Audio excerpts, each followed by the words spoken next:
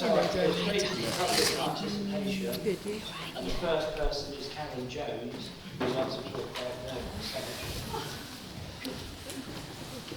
Cemetery or something.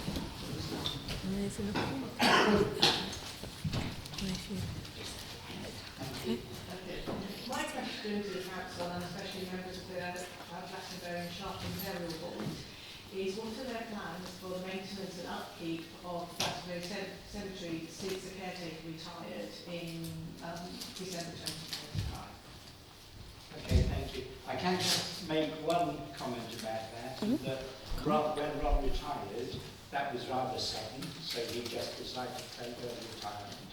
We've since put out, and then we lost a caretaker as well, but we've since put out a job application. We've had people come and apply, and so we'll have some job interviews for that next week. So hopefully we will then, whether it's going to be a full-time, we probably won't know, but certainly a regular programme of mowing and looking after the pavement and all the rest of it. Okay, so the person that you are going to appoint, will he have overall responsibility for the cemetery?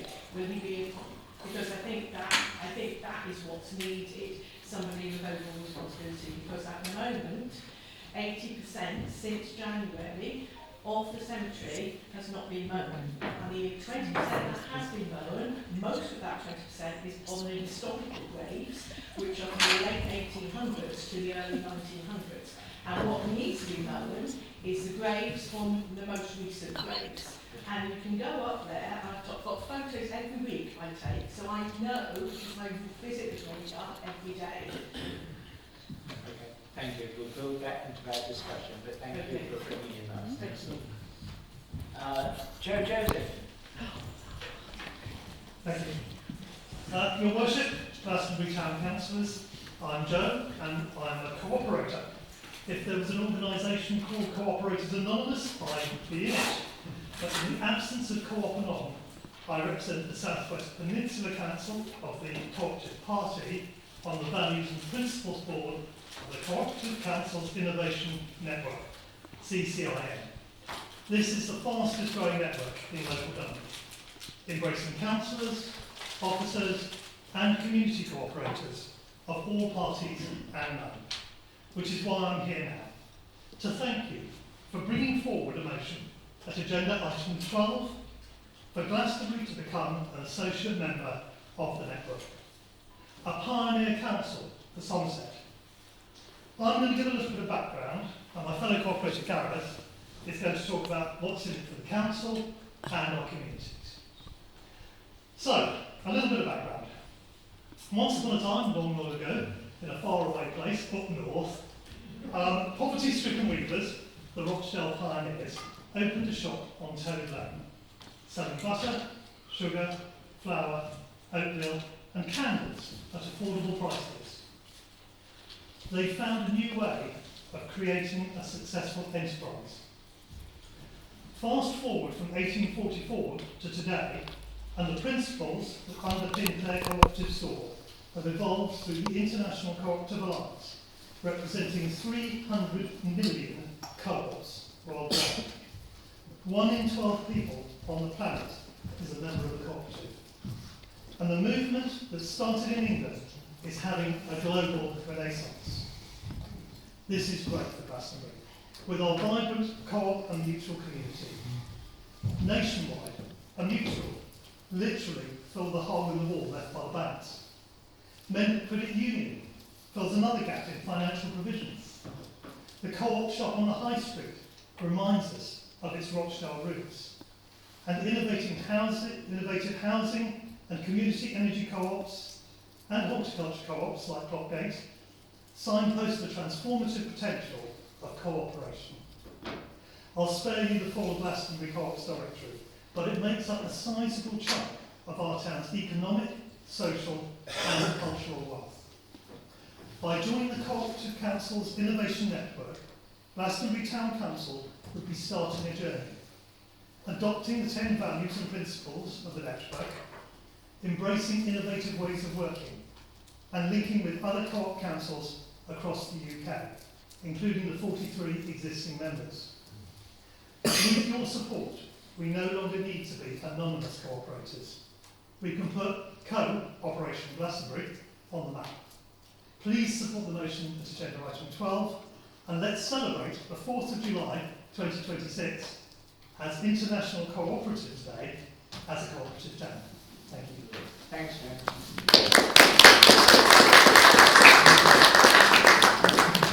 Then we have Gareth Lowe, who wants to give us another perspective. Thank you, Gareth. Thank you, Michael. Your worship, Glastonbury Town Councillors. My name is Gareth Lowe. Like Joe, who spoke before me, I'm here today speaking in favour of the Co-operative Councils Innovation Network Agenda Item 12. I'm not a member of a political party, but I am an active trade unionist and, yes, a cooperator. I know from my day job and activism the value of the collective. When we work together, it's amazing what we can achieve. You've already heard from Joe about the benefits of cooperation more generally. I'm keen to use my 3 minutes to highlight the specific benefits of joining this Co-operative Councils Network for our town of Glastonbury. Let's start by breaking that word down. Co-operative. Literally, it means operating or working together. This motion proposes a new style of local governance, one that sees the community and the council doing exactly that, working together. Town councillors and officers play an important executive role in administering local affairs. Councillors, having been elected off the back of pledges and promises, often associated with a political party, then deliver for the community. Instead, imagine a Glastonbury where we were all afforded an opportunity to be informed decision makers, realising the wants and needs of the community together. Joining this network provides opportunities for our councillors and officers to take a more consultative role, working with the community in partnership. I invite you to imagine Glastonbury as a vehicle. This motion would put the community in the driving seat, with councillors and officers' experience and energy providing and guiding fuel and journey, guiding and fueling the journey, but not hitting the gas, not slamming the brakes on or grabbing the wheel. The Co-operative Councils Network provides valuable resources, from toolkits to opportunities to learn from best practices of councillors and officers who are further down the path than we all are. Membership provides opportunities to develop our own circular economy, ensuring priorities for local business and trade, and further expand an already thriving cooperative and mutual sector. All this would add resilience to our town, helping to indemnify Glastonbury from divisive trends sure to come. So how might this all look like if this motion passes today? Well, to start with, we could upskill and educate our townsfolk, councillors and officers alike, so we're best placed to collectively curate our town's future. We could create forums for our existing cooperatives and mutuals to share and learn from each other. Ultimately, we can engender a new style of progressive, collaborative local government, increasing our collective engagement and delivering what's best for Glastonbury and this town's residents. Thank you. Thanks,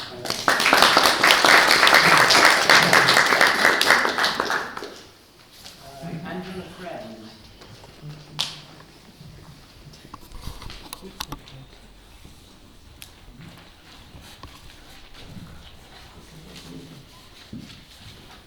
Good evening, everyone. On Easter Sunday, we parked in the car park and went across to Mary's to have Sunday lunch. Came out and I saw the notice board there. And I thought, oh, I've outstayed my welcome.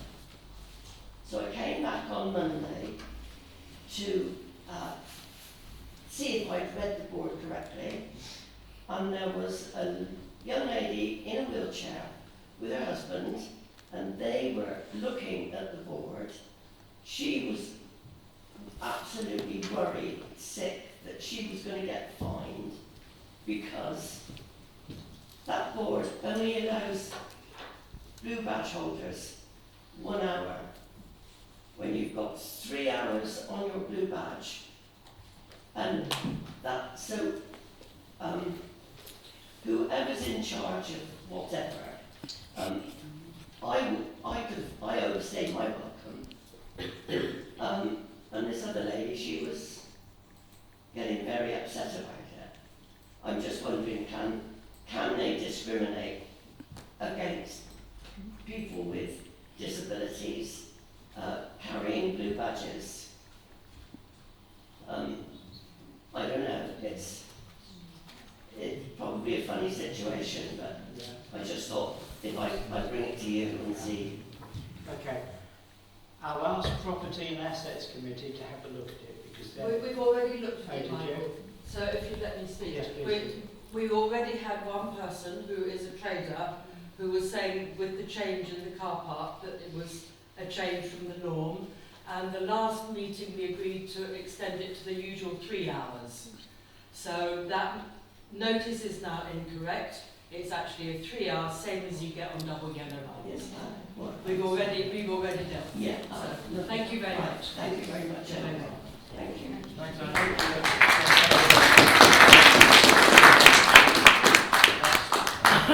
Can I just correct that slightly? It will be 3 hours. It's 1 hour for free. It's not if you have a blue badge, you can only stay in the car park for an hour. It will be changed to 3 hours for free, but it's not at the moment because I'll have to get all of the signs redone. So the committee has agreed to do it, but I just don't have a timeline to when it will actually be done. So at the moment, it is 1 hour for free if you have a blue badge. It will change to 3. Thank you. Can't you just stick a sticker on it? Oh, no, that's the end of